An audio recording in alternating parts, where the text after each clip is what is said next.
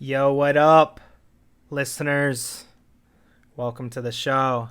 Today is an openly outspoken first. See how I corrected A and an? It's an openly outspoken first, in which I have my co-founder of our primary company, Unicorn Innovations, Maxwell Finn, on the show today. And this episode is going to be his episode of his podcast, The Unicorn Perspective, for the week, as well as mine, the Openly Outspoken with Jeremy Adams. So, yeah, it was the first time we ever did that. It's we joke in the episode that it's a little bit less work for our video editor and for our team because we share team members and editing our shows and stuff like that. So they get a little bit of a break this week. We're feeling generous for the new year. But yeah, what inspired us to have the first one is really what's going on with the big tech companies. Whether you like Trump or you hate Trump, it's one thing to have Trump personally removed for violations of terms of service, which we do address a little bit. But it's a completely other huge issue in my eyes to just deplatform a company like Parler, essentially because of right-leaning views. And that is a dangerous precedent to set. Right, left, center, you should be very, very terrified of that. So we talk about that. We talk about possible solutions, right? Because ultimately, free market and entrepreneurship, when there's a problem, entrepreneurs always come up with a solution, right? So there could be some business opportunities that come from this, and it seems to be the case really early on. But yeah, Max and I are both passionate about this particular topic because whether you're right, left, center, you say crazy shit, freedom of speech is really important. And I understand that when you're your own company, you can do whatever you want with the terms of service. The tricky part is the inconsistencies, and that's where there could be some openings for legal liability. There's a really outdated law that protects these social companies that was legislated in the mid-90s. So a 25-year-old law for an industry that is completely different than it was 25 years ago is definitely something that we should be taking a look at. So we also talk about just having conversations with people you don't agree with, which is something that I'm obviously super passionate about. It's one of the reasons I started the show. So Max and I talk about our experiences there. So this is a great episode. If you like it, share with your friends, rate 5 stars on iTunes, subscribe if you're not on iTunes. I don't know why you don't have an iPhone, but I still support you anyway. I support freedom of phone choice in addition to freedom of speech. So I hope you enjoy the episode. This is Openly Outspoken with Jeremy Adams, where differing opinions are not only accepted, they're encouraged. All right, Max, we are live. Thanks for, I guess we should be thanking each other for coming on each other's shows today. I know it's interesting that it took, I don't know how many months to figure out that we probably could just do this on a regular basis and it would make a lot more sense. Yeah, we only have to have one recording this way. It helps on our storage fees. Our video editor, everything, just one editing job, everything becomes a lot easier. Yeah, we're consolidating, we're merging. No, we're announcing a merger. No, I'm just kidding. Merger of the two podcasts. So anyway, yeah, what's wild is it took some craziness going on the last few weeks, and I think this is good timing for us to do our first one. Just with everything going on in the tech world right now with censorship. I know this is something we've talked about quite a bit between us two, but I'd like to just kick off the conversation.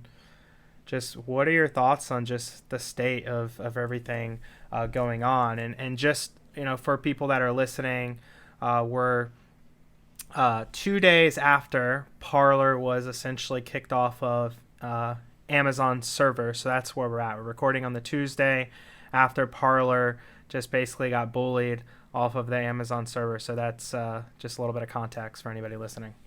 And yesterday, GoDaddy kicked AR15.com off of their servers, although they had a backup. So, yeah, I mean, it's interesting. So I preface this conversation. I think we spoke about this at length, but like the challenging thing about having this conversation is that it seems impossible for people to objectively have this conversation, and have this conversation without it actually being viewed necessarily as political.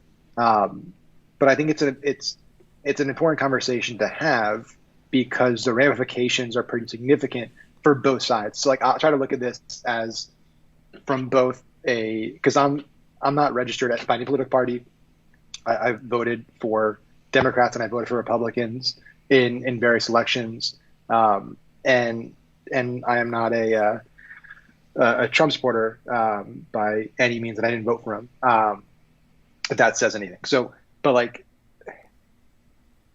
what's happening right now goes beyond politics, and I think that's what the right now I'll say the left is struggling with, because they're the not struggling with, but they're struggling to understand the ramifications here of setting precedent, right? And that's I think the biggest issue is what's being done right now is setting precedent that can then be used in the future to say, well, this has happened. So this has now happened. People have accepted it. So now it's normalized.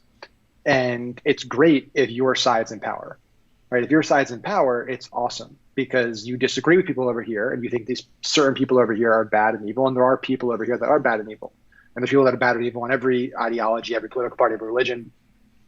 The danger, though, is that 4 years from now, 6 years from now, 8 years, 12 years, 20 years, whatever it is, there will be other political parties in power, right? The Democrats are not going to hold the majority. They're not going to hold the House, the Senate, and the executive branch for the next, 8 elections. Like things happen, right?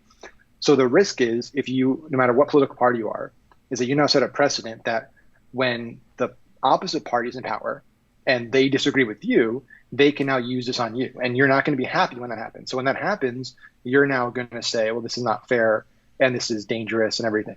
And so that's what I'm trying to have conversations about and try to think about, is not so much like specifically what's happening right now and it being against conservatives, but more so just the fact that this has now become normal and accepted.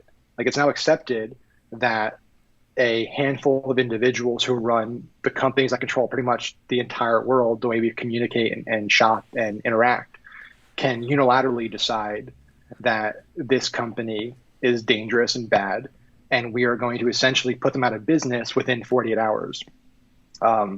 And that, again, is dangerous because who knows where we're going to be in 20 years. In 20 years from now, it could be this forced conservatives to build their own infrastructure. And maybe 20 years from now, they're the biggest companies in the world are owned by conservatives. And they decide when President AOC is in the executive branch 20 years from now, right, whatever, that they don't like her voice on the most popular platform. And they say, well, we're going to take you down. And so that's the bigger thing that I'm thinking about. It's not politics for me. It's about the fact that this can now be used against anybody because it's happened. And that's really dangerous. Yeah. I mean, if you are a believer in freedom of speech, which I still am convinced the majority of Americans support the First Amendment, which is good. Even moderate liberals I know are just like the Parler thing, I think was a little bit too far, which is great to see that even people on the left are like, okay, I don't necessarily agree with some of the stuff going on Parler, but I mean, I have a couple things. I have some antitrust verbiage up here, but some key takeaways from, antitrust laws are essentially what's gone on. I mean, the monopolies, which we can probably argue that Amazon is a monopoly. Collusion. Companies working together. They worked together to almost overnight, like, deplatform. And fortunately, there are some other options for servers that we believe, a company like Parler is going to utilize. But, that by definition is what like antitrust laws are in place for, is to prevent what literally just happened. I mean, if they don't agree with, and I mean, what was said, the violation of terms of service was allegedly that there wasn't any filter in place to stop like violent text, right? Or like plan violent or coordinate violent attacks. Is that what the violation of terms of service was? Yeah, so it seems to be the argument is the argument being made by all these companies, whether it's Shopify or Amazon, is that we can refuse business from a company that has that I don't want to say encourage, but facilitates dialogue and activity that leads to violence or illegal activity. And and listen, like here's I think again going back to this precedent. Here's the slippery slope here again. Like, did what happened was that terrible? Yes, it was a disgrace. All those people should go to jail for a very long time. Anybody that encouraged it should be there. There should be a lot of bad things that happen. The book should be thrown at these people. Um, the danger though, and this is like I was listening to Shapiro yesterday before we spoke, and he brought up a really good point, which is it's fine if you want to have rules, right? So if we're going to have rules and laws and standards by which we conduct ourselves and businesses conduct themselves, it needs to be universal. It needs to be applied in every instance to every single person. And I think that's what's really angering a lot of people is that these rules that these platforms have are not being objectively applied to everybody. Because if they were, then Twitter wouldn't exist, Facebook wouldn't exist, right? If the argument is that we took this company, this website down because a group of horrible, evil people, criminals, used it to coordinate an act of violence, an insurrection, whatever you're going to call it, and therefore we need to remove them. Are you going to? Can anybody really sit there that's listening to this or reading this and sit there with a straight face and say that through the entire life cycle of Twitter and Facebook and iMessage and all these platforms that nobody has used those platforms to coordinate a crime or to organize a riot or to organize violence? Like if anybody can really sit there and say that there's never been an instance on Twitter where criminals have used the tool to coordinate and facilitate a crime, then I'll shut up. But the reality is that that's just not the case, right? But the problem too is like it is impossible when you have platforms that have millions, tens of millions, hundreds of millions of people on them. It is not humanly possible to moderate every single post instantly, right? Facebook struggled with it. Twitter struggled with it. Facebook's one of the biggest companies in the history of the world. They have more capital and team resources than any company in the world. And up until recently, I mean, they've still been getting shit from Congress and the government because they're not moderating enough, right? And they have thousands and thousands of people working around the clock. So Parler is a new company, and they didn't take posts down. And again, like, should those posts have been taken down? I think so. I think if you're posting about a crime and you're trying to commit an illegal activity, I think that's fair game to remove. But what's happening right now is the exact opposite of like Section 230, which was created to protect platforms. It's the exact opposite of what the law says, which is ironic. Like Section 230 was created to protect platforms because when the law was created, they realized these big online forums and these big platforms, and it really started with like the phone companies, right? Like how can Bell, back when it was Bell, and like AT&T and these companies, are they responsible for everyone that picks up the phone and calls somebody to to coordinate a crime? No, they can't monitor every phone call, right? And same thing with these big online websites. They can't possibly moderate and analyze every single post in real time. It would be impossible. So the law was put in place to protect them and said, hey, as long as you don't editorialize and as long as you allow all content to be posted, it's a true platform, you can't be sued for libel, you can't be sued for these things. The irony now is that it's like basically now if you don't editorialize and you don't remove enough stuff, we're going to remove you from the internet. And I think it's crazy how that's happened. Like it's nuts that not everybody universally disagrees with this, regardless of your politics. Yeah, and I actually have Section 230 up for people that don't know what that is. It was passed into law as part of the Communications Decency Act of 1996. So it's definitely something that should be reformed and looked at this point. I mean, think about how the internet has changed since 1996. I think I remember like getting AOL CDs and magazines in 1996. Yeah. AOL 3.0 or whatever was back in 96. So that obviously needs to be updated. But just as a quick blurb of that, Section 230 generally provides immunity for website publishers from third-party content.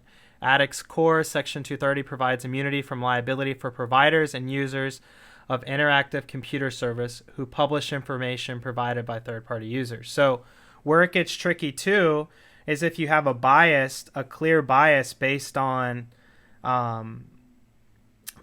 political leanings, which there's a big debate about this as well, that could open them up for liability because they're not like a free platform anymore if you're only censoring things from one political view. So it definitely needs a giant reform.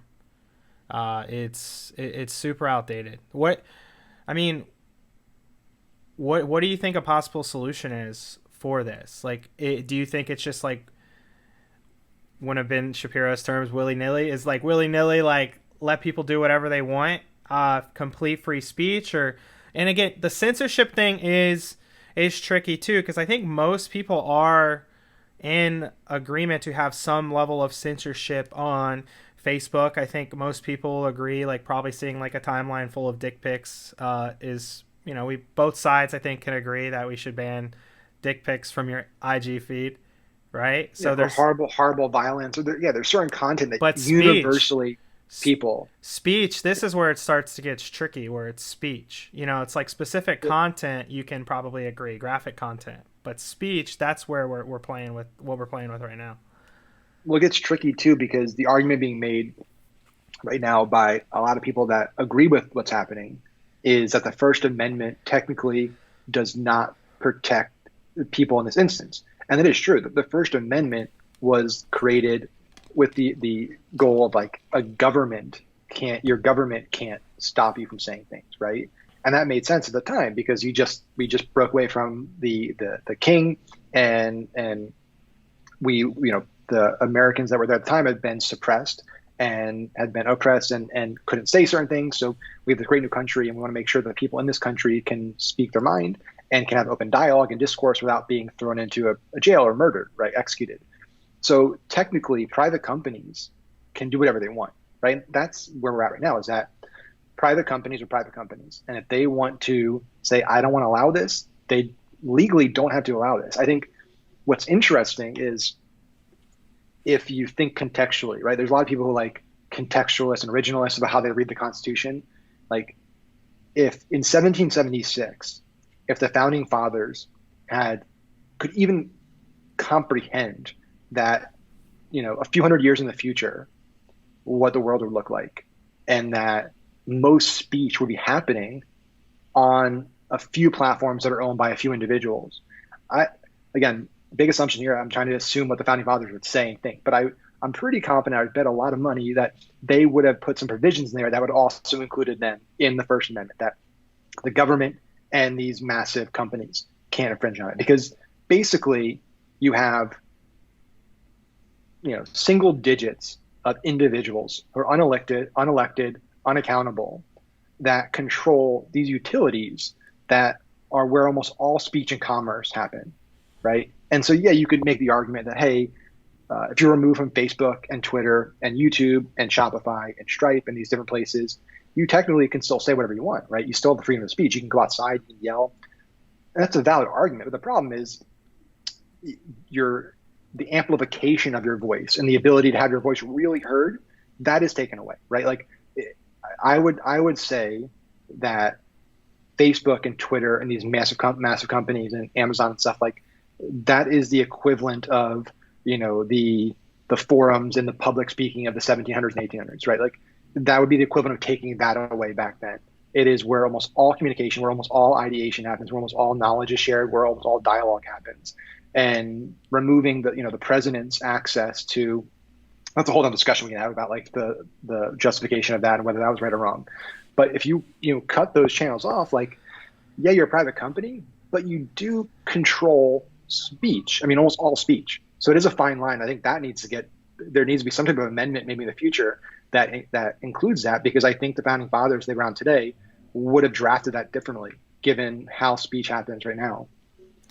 Yeah, and I guess the private market solution to this challenge, and I don't know if people are that's where it gets tricky, is like Facebook and these companies are such a monopoly where like you and me are both outraged, and then I'm gonna probably buy something on Amazon later tonight. Like it's just like it's so embedded in our lives. Like we could make a difference if all these people that disagreed with this just say, hey, we're not going to use Facebook, we're not going to use Amazon anymore because this disgusts us. But they're just like such vital parts of our lives. We would just be like suckers for not using Amazon. Like, I don't know how, like, I mean, I guess I could just start using like the dollar store in my town instead of just having it delivered to my, I don't know, but it is tricky. I do think though that we're starting to see, I don't know if you have Telegram on your phone, there's like a mass exodus to Telegram from some people. So I don't know how massive it's going to be, but I think it's very possible that these companies lose a little bit of market share. Is it enough that's going to motivate them to change their ways? I don't know. Probably not. Yeah. I don't know. I mean, it's happened on both sides over the years, right? The left, they boycott Facebook. The right boycotts Facebook. It just goes back and forth, right? The left boycotts Facebook because they're not censoring enough. The right boycotts Facebook because they're censoring too much. But they all go back after a few months. Most people can't delete it. I think, but even like Telegram, I mean, Telegram's been out for a while. The problem is unless these companies silo themselves off and build all their own infrastructure and technology, like I don't know how Telegram, if they're on, I'd imagine that they use Amazon. Most people use Amazon. Between Amazon and Microsoft, they control almost all cloud computing. Like they can still be taken offline. Like if Amazon decided Telegram, people are using that to coordinate violence. That this is precedent and now it can be applied there. So it's scary now because like it's one thing for Facebook and Twitter and some of these companies to ban people and ban companies and even Apple. But like Amazon controls the internet. Like if you can't host anything, if you don't have a server, like you can't exist online. That's the scary. Like what Amazon did is actually way scarier than like even Apple, right? Because you can still I can still open my Safari or Chrome on my phone and access any website mobile responsive, and it works just fine. Yeah, so we can talk about that too, for the difference between the Trump ban and the Parler kind of tag team, like kick off these platforms. The Trump thing, in my opinion, although I know it makes a lot of people mad, that is their right, and they are correct. If he's specifically on numerous occasions violating agreed to terms of service, they have the right. And it's actually a really similar conversation to like one, I can't remember if it was 5 or 10 years ago, but remember the whole like bake a gay wedding cake conversation? Yep. It's very similar, but on the other side. It's like the Christians ultimately, and I think the civil conclusion was that it's my business. I can kind of bake a cake for whoever I want to bake a cake. Not that like hate speech and stuff, obviously, I think everybody can agree is not good.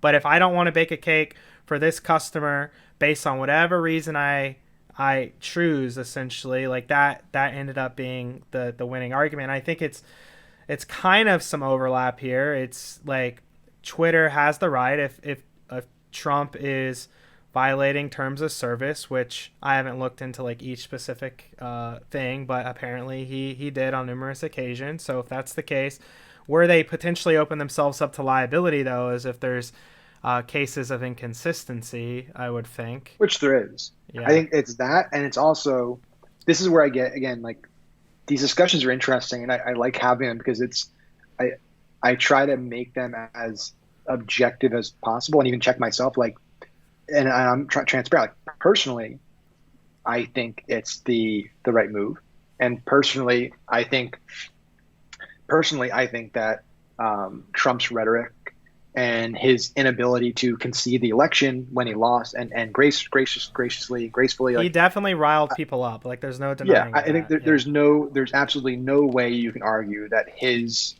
actions the last few months did not lead to an emotional state that caused a group of people to do what they did. Now, it's hard to say, does this driving emotional response, does that equate to being responsible for the actions people take in the emotional response? That's another debate. But he is 100%. I think things would have looked better and easier. Things would have been better overall if he had just said, 2 months ago, came out when Joe Biden announced he was winning and said concession speech, right? And then handled the last 2 months peacefully and said, hey, I'm going to help I care about America and I care about our country, so I'm going to help the Biden administration do the best job they can. So personally, I think like him using Twitter and his platforms to push false information and to push, conspiracy theories, I'll put that in quotes, because technically the Hunter Biden thing was a conspiracy theory and it turned out to be actually true. But Epstein was a conspiracy until that was true too. Yeah. But that being said, I think the objective part of the non-personal feeling side of me that's just trying to look at this and like how this plays out 5 steps down the road because of the precedent being set.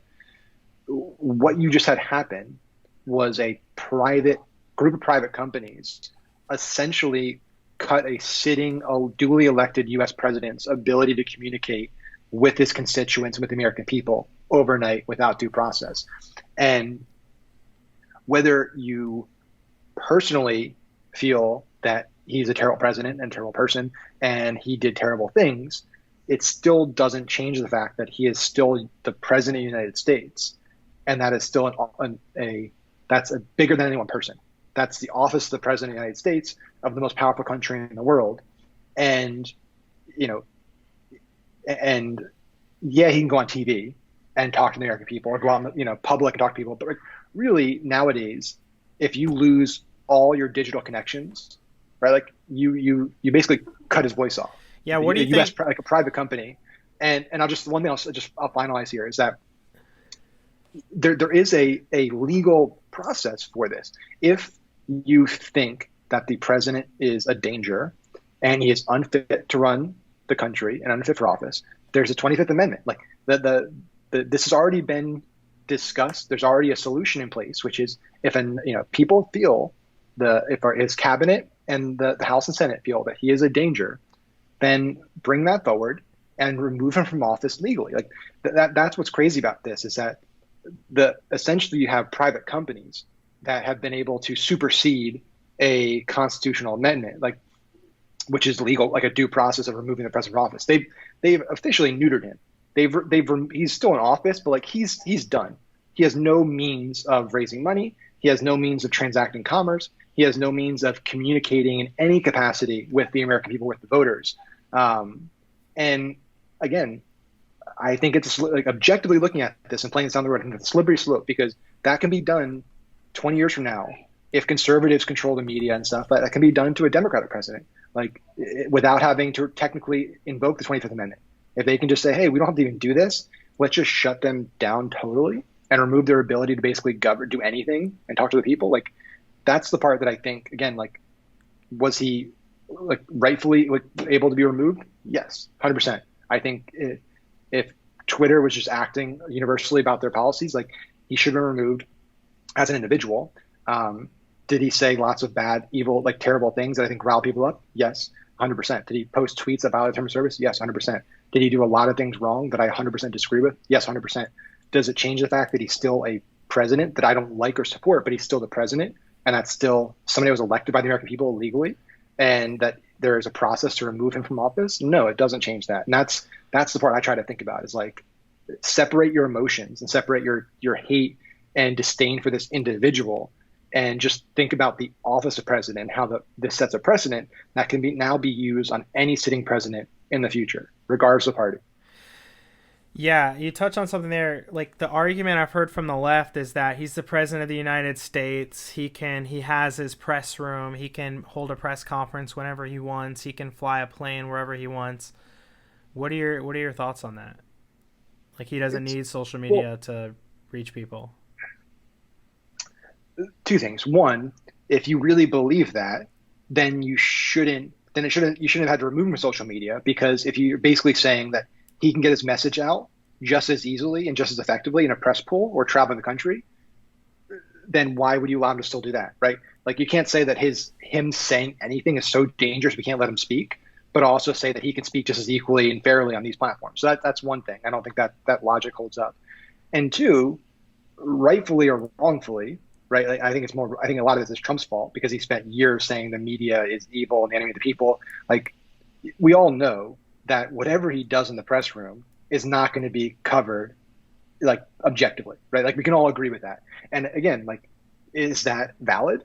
I think so. A lot of me thinks it is so, because if you spend years just berating these reporters in the press room every single time you have a press conference and saying they're evil and fake news, you can't expect them to share your message objectively in the future.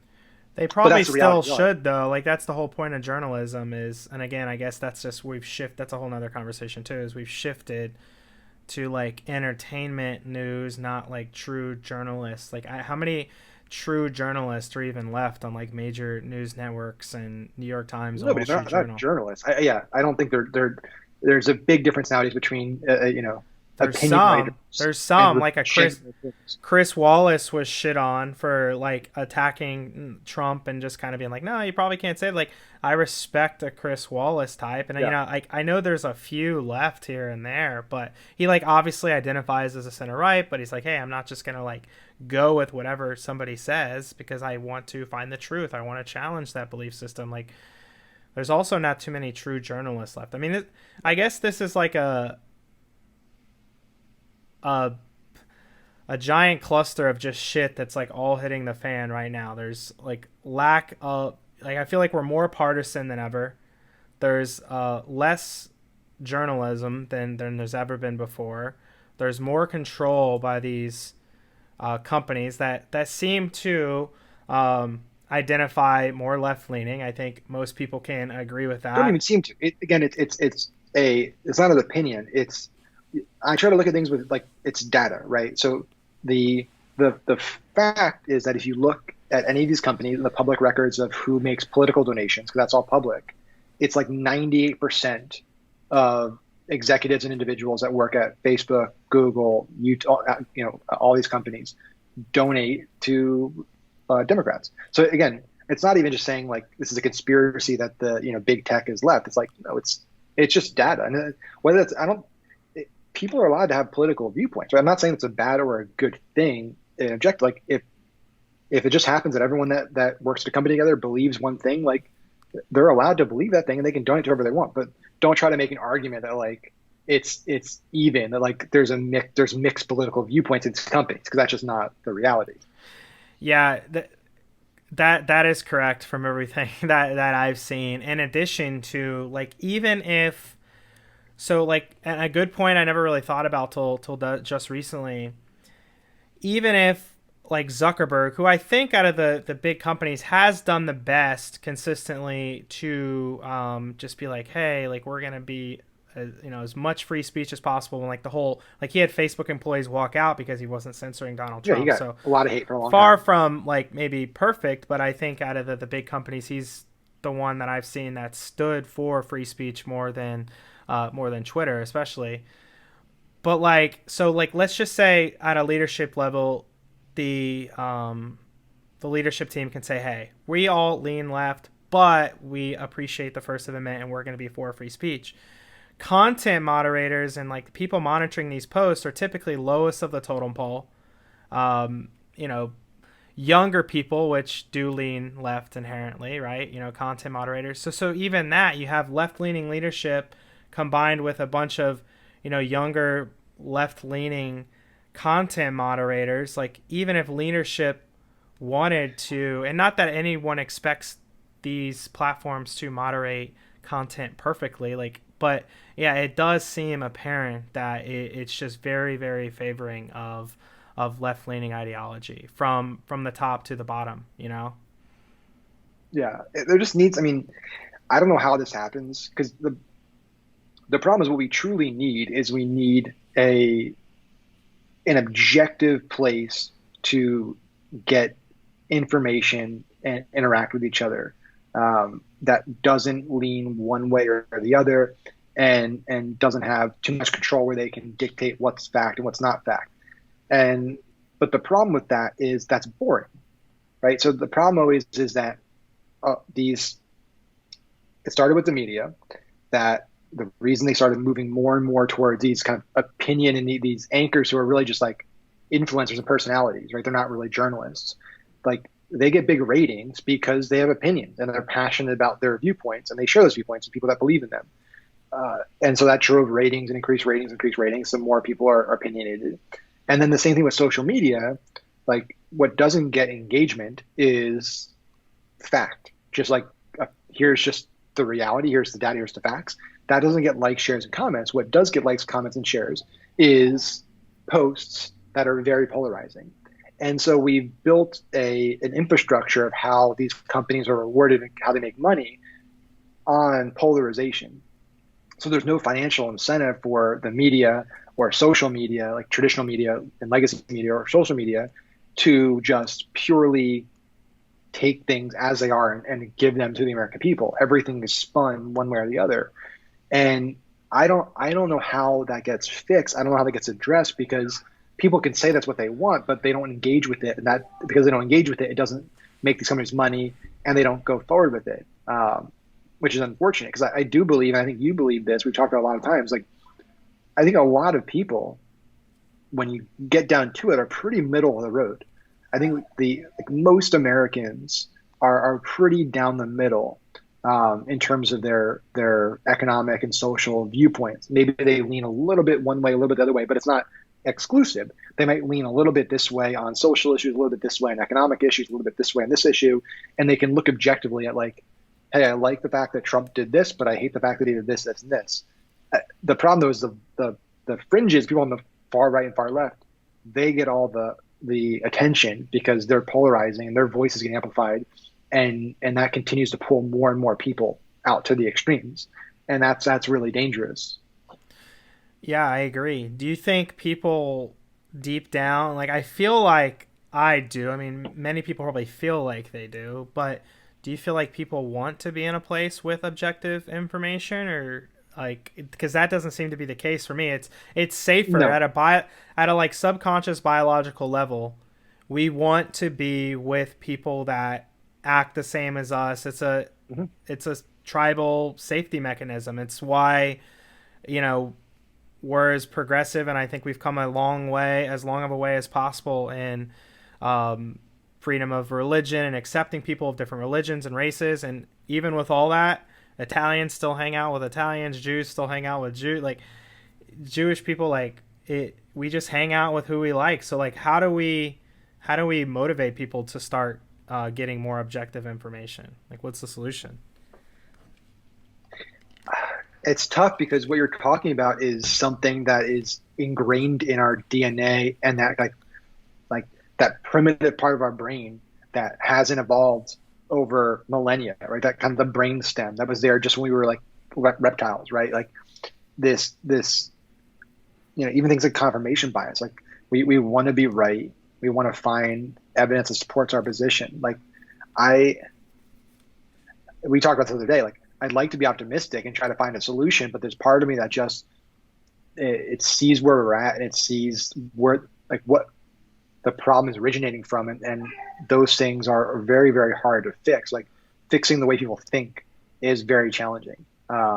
Fixing the way people think, like way their subconscious works, is nearly impossible, right? There's certain things you can motivate and nudge people away, but like there's certain elements that you just throw like a boulder and are really hard to move. I think you need to get to a place where people are okay with being right and with being wrong, and people are okay with not being all in on one side. Right? I think that's the threat right now. The danger is that a lot of people have gone to a place where, in order to be welcomed into that tribe, you need to be all in or all out. Right? And we've seen that with what happened in the last year with the riots. We've seen that with what happened with COVID. We've seen that with all these big issues that have happened. If you agree with 95% of this tribe's viewpoints on how things are happening, but you have some differing views on 5% or 2%. You look at this, hey, this doesn't make sense, or this is not the right way to do it. You're saying you're ostracized. You're 100% like this person over here, even though you're nothing. You're way more like these people than these people. And that is, until that changes, I don't know how you bridge the divide. Like until that changes, where you can be 90% in with this tribe, but 10%, have different viewpoints, but still be accepted by that group. I don't know. It's frustrating. It's frustrating to see it because it makes no sense and it's so irrational and it's so idiotic. But it's the way a lot of people are thinking right now. Yeah, for sure. And again, like I think we're both kind of fall into this place, and I think a lot of people in the country feel this way. It's just not popular to say, maybe with their friend group or whatever. But I feel somewhat, and I talked about it last week on my episode with Morgan, somewhat politically homeless because I lean right on economic and Second Amendment, but and immigration, but I lean left on like foreign spending and like big military spending and drug laws and abortion, and it's like who's my political friend group? Like tons of conservatives are like they think it's crazy that I think sex work should be legal. You know what I mean? It's like like I guess the first major party that will say on a leadership level, like, hey, these are our core principles, but even if you don't agree with everything we stand for, but you care about America, you care about the people, like we still accept you. Maybe that could start making some progress, but I don't and it see could. that happening. You've seen that with the Catholic Church has done that, right? Like it's like the Pope over the years has come out and been more and more progressive around gay marriage and certain things. And that was out of necessity, right? Because if you're losing members and the world around you is changing, you need to change as well, even though you're one of the oldest institutions in the world. So I think there's obviously hope that if the church, one of the most powerful, oldest organizations in the world, that has one of the most strong, some of the strongest views in the world, can evolve and change, that political parties certainly should be able to. But yeah, it's frustrating because what you said is true. It's like, if you don't, people are unable and unwilling to accept others that have different viewpoints, certain viewpoints. So certain viewpoints people don't care about, right? But there's certain viewpoints that people, it's like, I think a lot of people are single party voter, like single issue voters. Like one thing is what they really care about. Abortion's the biggest thing every year, every election. And so if you aren't in agreement with them, you're against them and you are a horrible, horrible human being. And until that stops, it's going to be challenging because there's a lot of people who disagree with me on a lot of things. My instant reaction isn't that you are a terrible person because you disagree with me and have a different viewpoint. It's, I disagree with you and here's why, but I respect the fact that you have a different opinion. We've gotten to a point now with our country where it's, if you are on other sides of the issue, it's no longer just, well, I disagree with you. It's, you are a terrible human being. You're a racist or a sexist or a homophobe or whatever it might be. Like there's labels for all of these things. And you they're doing it right now with basically the left saying anybody who voted for Trump is basically the same as the criminals who, rioted and attacked the Capitol. And that's dangerous to lump 75 million people into a bucket made up of a few thousand people who are crazy and terrible. Like that is a slippery slope because again, you push people further apart. Like the more you do that, what ends up happening, this is what I'm afraid of, is like, again, like we said, I think most people are in this middle group. They're a little here, they're a little left, they're a little right. But the more the people on the fringes say that, hey, you are like this fringe, you are terrible, you are awful, the more you push them that way, because they're just like, this is bullshit. Like I'd imagine there's a lot of people right now who are pretty moderate Republicans, pretty moderate conservatives, and they're just like, you know what? Like I thought Trump wasn't a great president. I voted for Trump. I didn't like him, but I voted because I just didn't like Biden as much. But like now being called a racist and being called all these things, an insurrectionist, and I'm a traitor because I voted for a guy who had some supporters that backed terrible things. They're like, well, screw you. I'm more all in with them now. Like I despise you so much that I'm going to push myself further this way. And I think I don't know the end game. And I'm curious to get what your thoughts are on this. I don't, as somebody that's like a problem solver and just tries to think about like here's the issue people are trying to solve and here's what they're doing to try to solve it. I don't get the left's goal here Because if your goal is genuinely to stop the far right and to stop racism, because there still is racism. Like there's still people in this country who are racist. There's still people who are sexist. There's people who are homophobic. There's still bad people in this country. If your goal is to get rid of those people or have them change their views and accept everybody, the solution can't be to remove their voice and call them mean. Like all that's going to do, it's not going to stop them. It's going to isolate them even more. It's going to isolate them in these smaller and smaller groups where it's only communicating with radicals. Like, and that's what I don't get. Like this decision to kick people off Twitter and Facebook and force them to move to these really small fringe communities. All it guarantees they won't even see any content from people on the left. They won't even have the opportunity to interact with Democrats and vice versa. So like right now, like the algorithm has kind of started that fracture, but at least you're still on the same platform. Like at least there's a chance if you're on Facebook or Twitter or YouTube, you might see a video from a Democrat or a Republican and vice versa and be like, that's interesting. I didn't think that way. There's at least the opportunity that happens. If you keep doing this, there's zero opportunity that happens. And there's zero chance that people will change their viewpoints because they're only going to exist in this really, really siloed off world where they're essentially, if this continues 10, 20 years from now, there's two realities. Like we're going to live in one country where two groups of people will literally operate in totally different worlds because everything they see and consume is shared from one side entirely. They don't see any other side. Yeah, no, I mean, that's definitely a possibility. I may be more of an optimist, and it's something I've worked on for years and worked with coaches on and stuff, is just having tough conversations, adult conversations with people. And I think that's I don't know if it's going to be executed, but that's the only possible conversation I see. Is like I shared that I'm having LaShawn on the next week's episode for what's the difference between the BLM riots and the Capitol riots. Because me, more like nonpartisan, they're both bad. Any violence should be, people should be prosecuted and arrested. And, I want to talk to him about that. And he doesn't really agree with me on that. But typically when we talk, we've been playing a lot of video games. LaShawn, who was episode number 2 for me, he's going to be on next week too to talk about what's going on lately, which I'm excited about.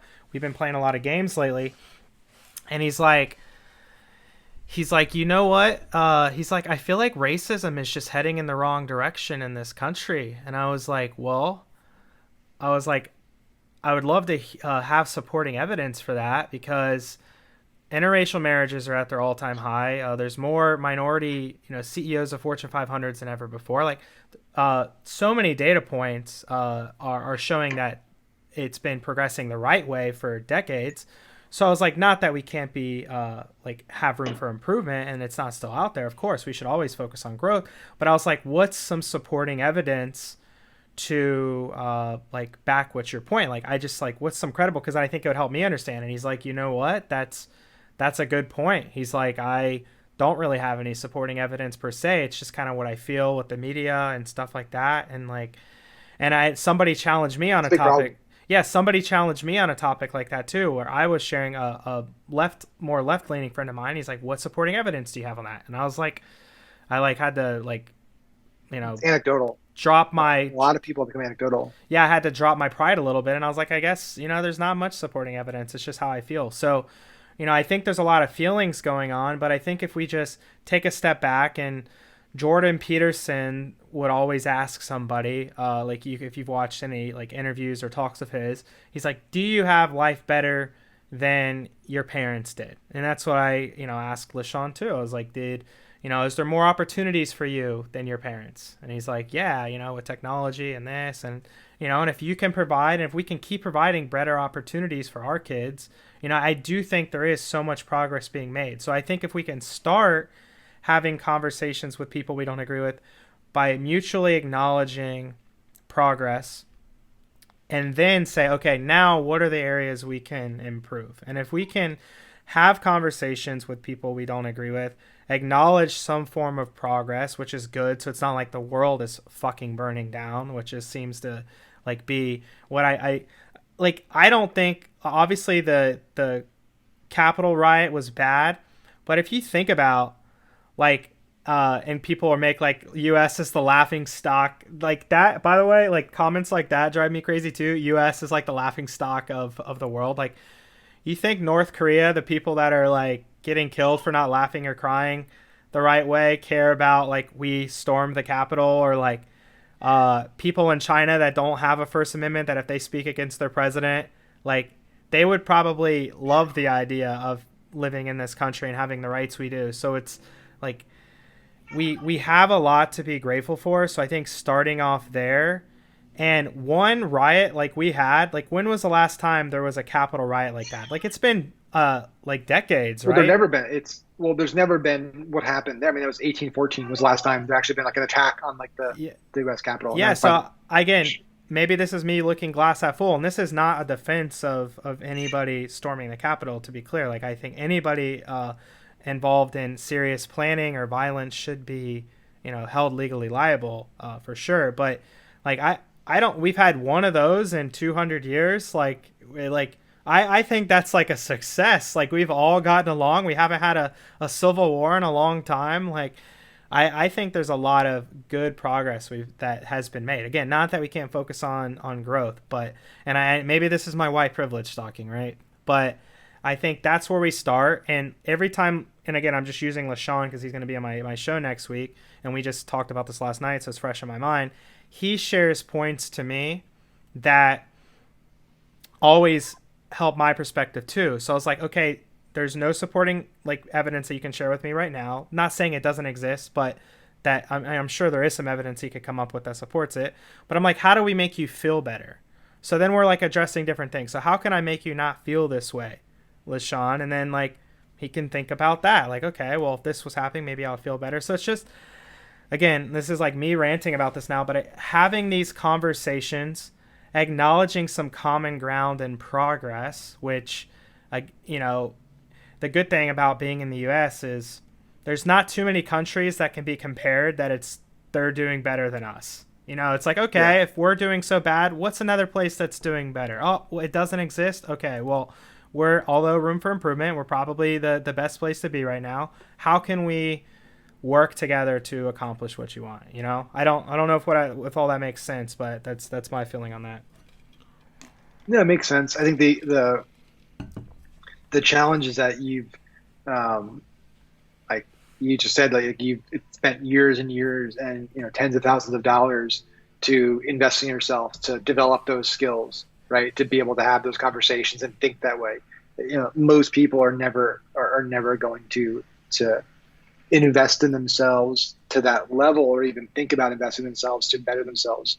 I think it's the other challenge is just until we can get past the point of labeling people and putting people in buckets, and also trying to adjust whose viewpoint is more valuable than others, we're also going to struggle. Like, we need to get to a point where everybody is equal. Everyone's voice should be equal.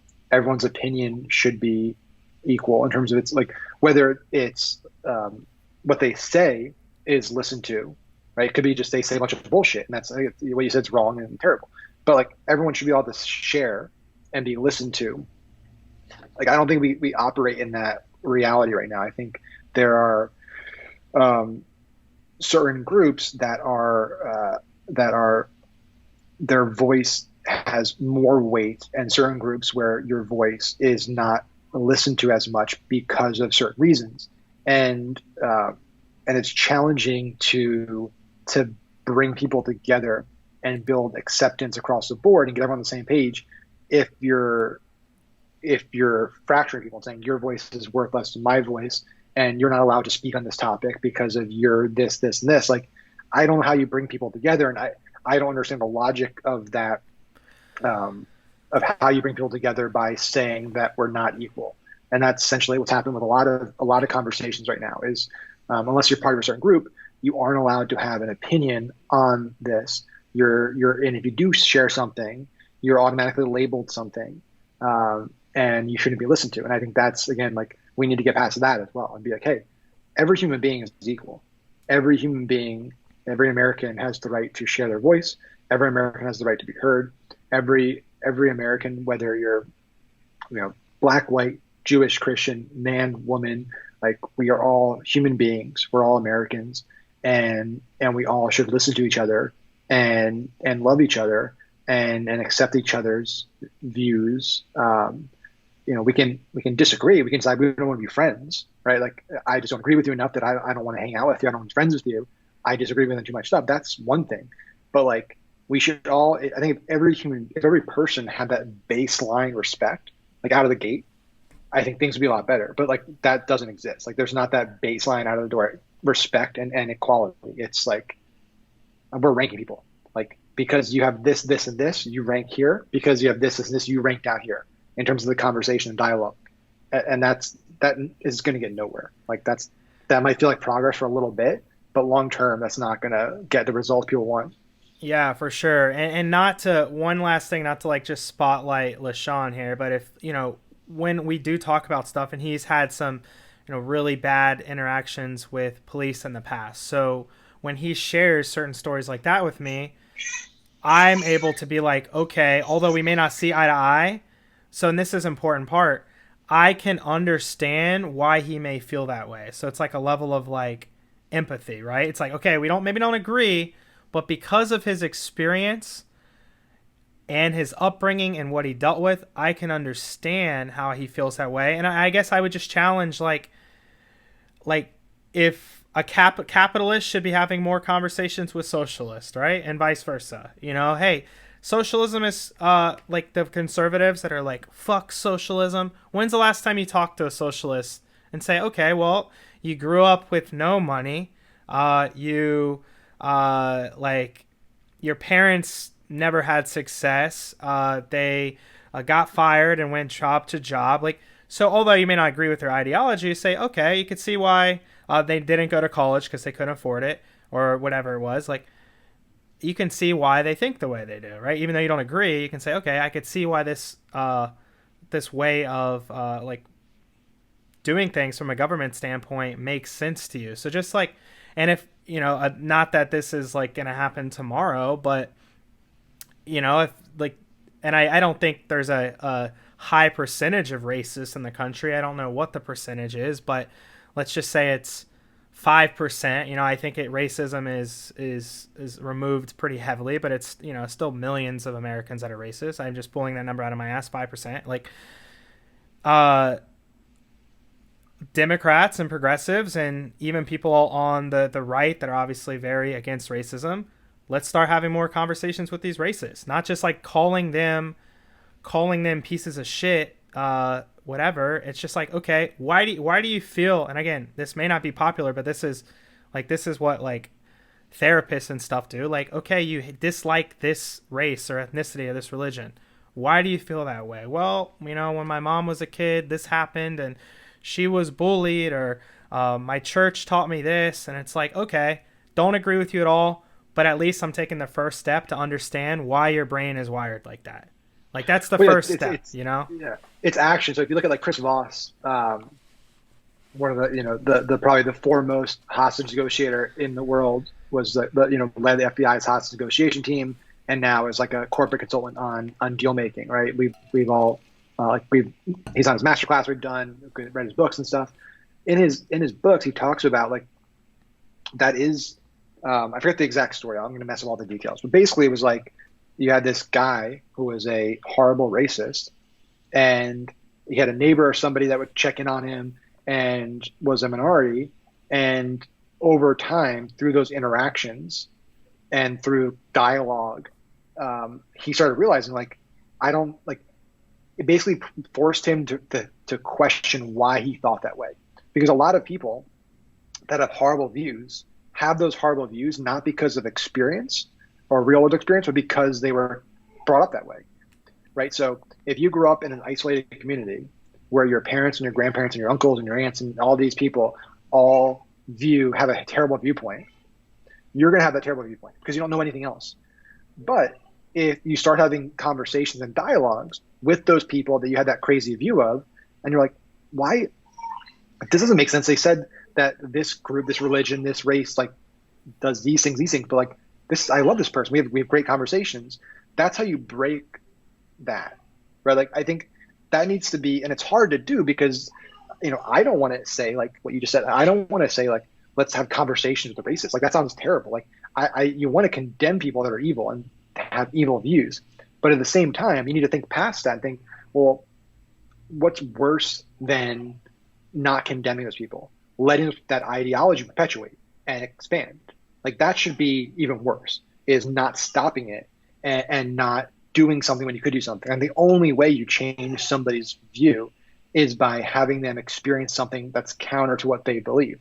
And I'd imagine that, again, just an assumption here, that most people have viewpoints like this, have those viewpoints because they have had very, very few, if any, interactions with the people that have those viewpoints of. And if they had more interactions, they probably realize that my viewpoints are stupid, foolish, and moron, have no grounding. There's no basis for them. And you could break those cycles. So when that person that has a family and kids, guess what? Those kids aren't going to have that viewpoint. They're going to have a viewpoint that all people are great, all people are equal, and we should love all people. But yeah, it's a tough thing to say. It's not a popular thing to say, like what you just said, because it automatically gets lumped into you're condoning that behavior. It's like, no, like we should all want to stop that behavior, not just put it like, by not addressing it and just labeling it, all you're doing is taking evil and putting it in a bottle. You're not emptying the bottle. You're just like putting a bottle and you're putting it on a shelf and hoping that it doesn't break out, right? You're just hoping, like, let's just put it over here and hope it doesn't fester and grow and expand. That's not a solution, right? Like you need to say, well, how can we destroy this? How can we make this not exist in the first place? Not how can we just put these people in a bucket and throw that bucket over to this point of the internet? Like that's a terrible solution. Yeah, absolutely. And obviously they're not popular conversations to have, but just as a civilization, and I'm not perfect at this, but I feel like I've been working hard to take strides, just being more curious rather than just shitting on somebody for their viewpoint, which again, I'm not perfect.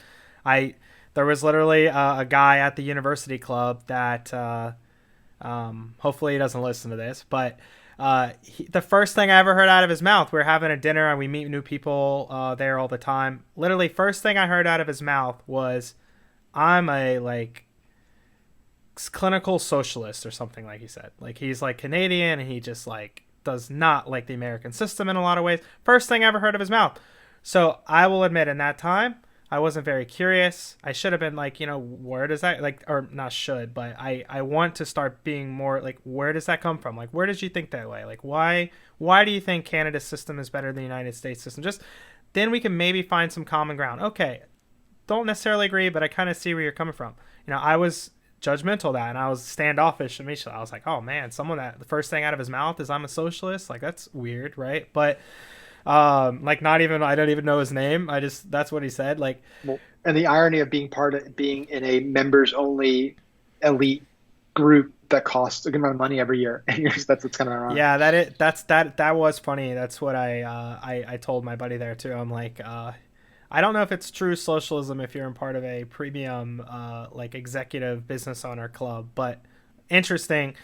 The point is, like, that's areas for me to grow is just being more curious. Like, I wonder why this person has these type of views, because everybody in their soul and heart believes their viewpoints are the right viewpoints, right? Like, obviously, that's why everybody's so fucking emotional and gets in so many arguments. So, and I know these are hard things to do. And also think about, for anybody that's ever been to therapy, or like we've created these patterns for a lifetime. So say you're 30 years old and you're being told that you're a piece of shit for your view on this issue. Like, it takes potentially, probably months at a very least, months or years. You spent 30 years building these habits and belief systems. Just one person being like, fuck you, you racist. That's not going to be like, you know what? All these 30 years of belief systems and training, out the window. I view everybody as equal now. It's going to take some self-reflecting and realizing where these belief systems came from and stuff like that to change some hard conversation. So, this is something I'm obviously passionate about. Like, maybe I'm going to continue to do that in my own life and encourage my kids one day to do that. And, I do think that that can make a big difference and I think that's, again, I don't know if it will inevitably happen, but I view that as the only solution that at least I can see right now of all the craziness going on. Yeah. I mean, if you just take a step back and realize that my opinions and viewpoints in life are just that, opinions and viewpoints, and with the exception of certain things that are universal facts, right? Like we all agree, like 1 + 1 = 2, right? There's certain things that we can all just, like, they're just facts. We don't argue with, like gravity exists. Like I throw an apple in the air, it comes down. But like everything else, like we need to understand and realize, like, that you can't be right? There's no like right or wrong. If you think about history, like, think how many billions of people have lived on this planet, and how many billions of people have believed in this religion or this religion or this religion. Like all these billions of people that believe in these religions, like they believe that their book and their belief system is right, and that every other, all the other billions of people are wrong. Like, and same thing with countries, right? You look at like World War I, World War II, like both those wars, you had tens of millions, hundreds of millions of people on both sides who at their core believed that what they were fighting for, what they were doing was right.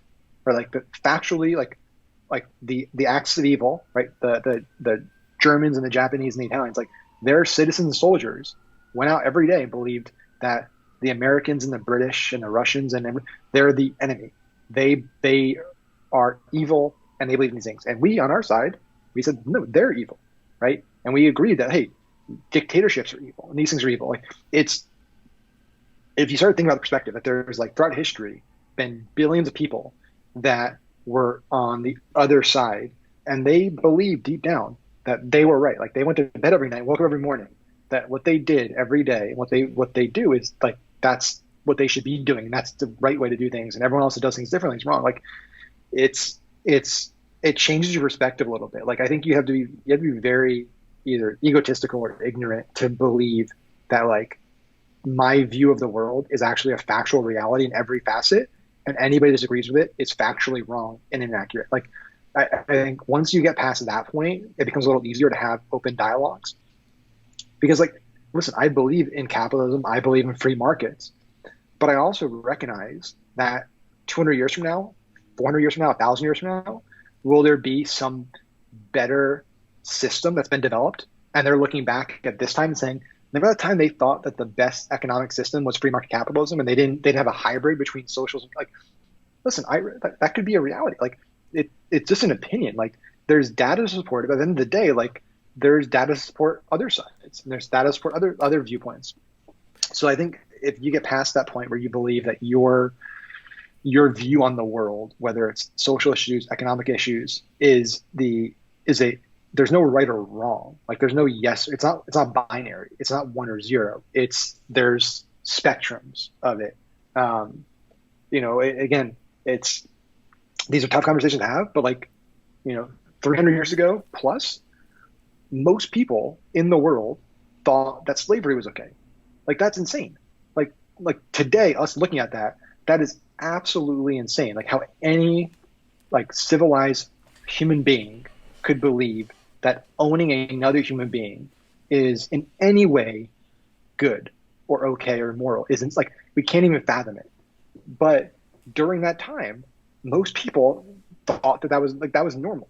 And so but there's people in our society now who think, well, if I was around 300 years ago, I would have done it differently. It's like, no, you wouldn't have, because you are a child of your surroundings. You were raised everybody in your world. Yeah. If everyone in the world does things a certain way and believes things a certain way, you're going to believe it that way. So I think it's like, if we can look at those things, say like people used to believe this and we think that's crazy. I guarantee you 300 years from now, 1,000 years from now, people are going to look back and they're going to look back at things that we did today. And they're going to say, can you believe they used to, put these devices close to their body? They didn't realize that this was giving them like weird diseases. Can you believe that they used to like domesticate animals? Like, can you believe they used to do this, and this? Like, and we're going to look like idiots in history books that we did things a certain way. So I think we just get up the fact. Yeah, no, those are really good points. I was actually going to ask you. I asked a friend of mine this recently. I think it's a good question to kind of unrelated to the topic, but I still think. What do you think in 2120, or I guess 2121, right? 2121, 100 years from now. What do you think we look back at 2021 and say, like, what are the top three things we look back and be like, what the fuck were they thinking? 100 years from now. I think 100 years from now we get, because like some type of singularity or like a merger with computers, I think we do get past like the whole political stuff. I think like that there used to be a time where like we just let a bunch of individuals decide, like one individual got to decide what we did and a group of individuals decided this. I think at some point, 100 years from now, 20 years from now, it's a lot of that is done purely through computers, where this is the optimal decision. It's not based on opinion anymore. It's based on like people's opinions. A lot of times can be wrong and bad. Like we're irrational and emotional. So I'd imagine that that's gonna be a big one. Is like people like looking back 100 years from now and saying, "Can you believe they used to make like big decisions about the economy and about the environment based on like a few votes?" And like they didn't they didn't just use the data purely, and they used the data for that decision. Yeah. That's an interesting one. I've actually never thought of that. I think the obvious ones for me are the mass slaughtering of animals that we have. Like we have huge farms that just slaughter millions of cows and chickens a year inhumanely. Obviously, there's organizations like PETA who can be somewhat extreme, but I think their initial purpose was very, very beneficial to society. Just animals are skinned for purses and just stuff like that. I think we're like, even looking back 20, 30 years ago, we're just like, what the hell? Definitely pollution too. I think is going to be a big one. Not that I'm saying we need to just like, like shut down fossil fuels right now. It's a tricky transition because of what's going on, but we definitely treat the earth pretty poorly. We litter like crazy. So those seem to be the easiest ones that I think we can make some giant progress in over the next 100 years. Access to education for everybody's big too, because everybody will have access to the internet. So I feel like poverty, again, not that there won't be people living in poverty, there probably always will be at some level, but we'll continue to just be a more wealthy world, just because access to information and commerce will be worldwide at that point. Yeah, it'll be interesting. I think just even like education will be different, because I think people look, whether 100 years from now, 200 years from now, they'll look back to like, can you believe they used to like read individual books, and that's how I used to learn. They didn't just have instant access to all the information, because there'll be some type of like neural implant you'll be able to, just like you're thinking right now, like, instantly pull in that information. So like that'll be foreign at some point to most people. They're like, this is the way you used to have to get information into your brain, store it, and recall it. It was like very manual, and it wasn't just done automatically.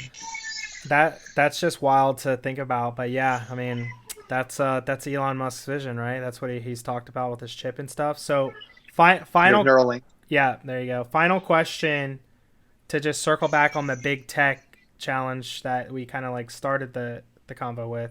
What do you feel the best solution is there? Like what result would you personally be happy with?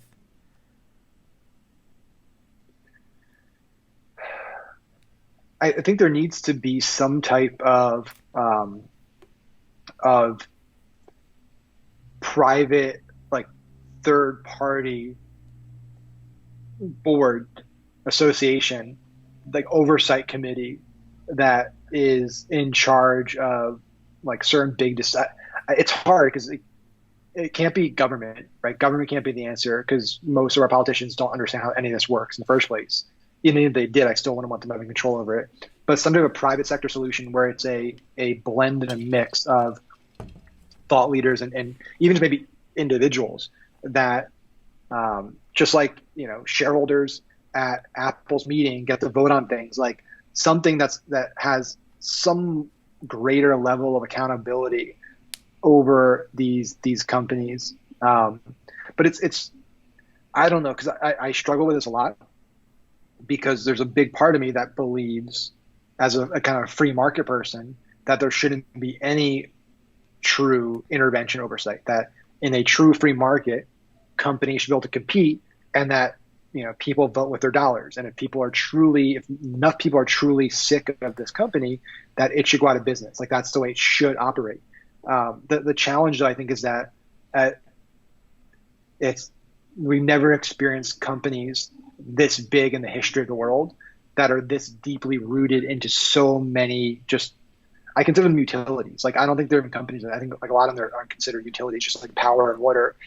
And that's a different story. Like, power and water and other utilities are regulated. They're treated differently than, private enterprise to some extent. So yeah, I think there eventually will need to be some type of oversight, but done like in a private sector setting, not done by the government. Because you can't have, at the end of the day, I think we can all agree that having like, 3 or 4 dudes that basically control the entire world is not good, especially if they're not elected and they have no accountability. Like Zuckerberg and Bezos and Dorsey, these guys like have zero accountability. Like they're technically they're accountable to the shareholders. But even Zuckerberg, like the way the stock's structured, he owns a certain preferred type of stock that gives him way more voting rights. So like even if a lot of shareholders wanted to do something, it would be really hard for them to remove him from leadership.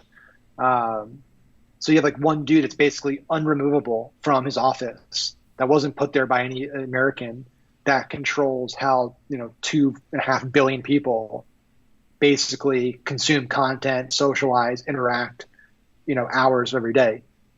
So I think there needs to be something put in place, some checks on those people. Like what that looks like, I don't know, but I imagine at some point some solutions created, some type of oversight committee. Yeah, some association that has.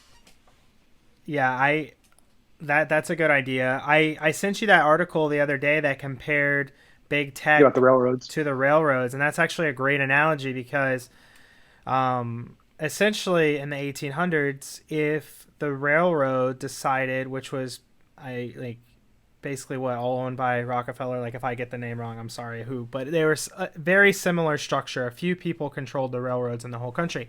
And if they decided that for whatever reason they didn't want to go by your city and drop off goods and products and food, and like that would destroy your city, that would destroy jobs, that would destroy your ability to get certain products. And the same thing for shipping out, like that would destroy any businesses that were producing goods, foods, and clothing, and they wouldn't be able to ship out and expand their business outside of their town, right? So it's there are a lot of overlaps with railroads, and the government had to get involved eventually and have some sort of regulation over the railroads. And I'm a small government guy, but treating these as utilities is probably the first step. Like the cable companies and electric companies are like private businesses, but they can't just do whatever they want either, because they are classified as utilities. And I don't really like government getting involved in too many things, but I just don't see any other option at this point. And I think this may be the final straw where conservatives will agree with regulating the social companies, because Elizabeth Warren was like big about that. If you remember in the Democratic primaries, she was like, yep, we need to break up these companies, we need to regulate them, which I'm actually have opened my mind to, which is, I guess progress on my end. I'm agreeing with Elizabeth Warren on the record here on a very big issue. But you look at Amazon, for example, AWS is what makes all their profit, right? And then the Amazon retail business loses money, and they're able to not, like, we didn't even talk about this, but because of the profits generated from AWS, they can basically go in the hole, putting all their competition out of business on the retail side. And what do you know? Amazon doesn't report any profit. Thus, they don't pay any corporate taxes. So, they have all this power over. And now they're buying jets, so they're going to be able to compete. They're going to take down probably all the shipping, all the FedEx. If I'm FedEx or USPS or UPS, I'm terrified. They're going into retail to be able to compete with, like grocery. They'll be able to compete with grocery stores. I think like what you're saying is at some point there's going to be an intervention free, like either way, the free market system won't exist in a true 100% fashion, because either it'll be these big companies that stifle the free market, because if you basically, with the way Apple, Amazon, Facebook, these companies are set up, Google, they really, you can't compete with them. So if you want to enter those markets, it's impossible. Like true competition is almost impossible. Like every year Apple puts out of business like a dozen companies, like big companies, because they come out with their own native app in their phone. Yeah. Right. Like every year. And when they came out with Apple Music, they Spotify all of a sudden dropped like 10 points in the search rankings in Apple. So they didn't do it. But like Amazon can basically private label their own stuff, push people down the rankings. So yeah, I think it's whether the government does it or whether these big companies do it, somebody's going to stifle the free market. And I'd rather it be like, break these companies up or oversee them so that there's at least true competition and there's some fairness in the market, so somebody can actually compete with Amazon or Apple. Because like the way they are now, there's 0% chance that anybody like today can start a company. It's like, in 10 years, I'm going to take on Amazon. Like, that's a joke, right? Especially after COVID. Like all that happened in the last 12 months is like Amazon, Walmart, Google, Apple, these companies just got like 10 times richer more than resilient ever. And bigger. Yeah. That's the greatest irony of and there's a lot of them in COVID, but maybe the biggest is that these government policies, these mostly leftist government policies, the lockdowns, not only put a ton of people out of work, but the companies that they despise, the wealthiest people, made them richer. Way richer.